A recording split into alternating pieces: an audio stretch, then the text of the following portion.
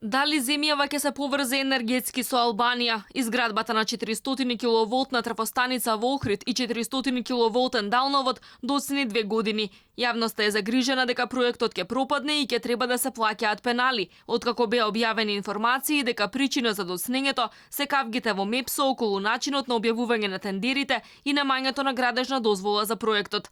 Дел од медиумите соопштија дека неколку вработени алармирале дека тендерот се мести.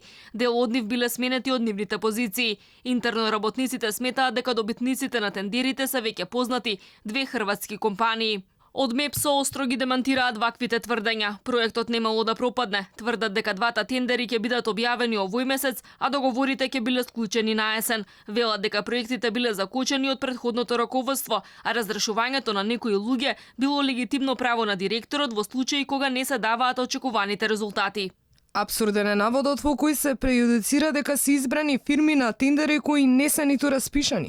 Најодговорно тврдиме дека е чиста дезинформација дека е вршен притисок за спојување на двата тендера во еден. Напротив, менаџментот има обврска да ги разгледа сите опции. Веќе одбравме конзорциум од реномирани странски консултанти со кои се ревидираат тендерските документи и сега се вршат последните подготовки пред објавување на два тендери.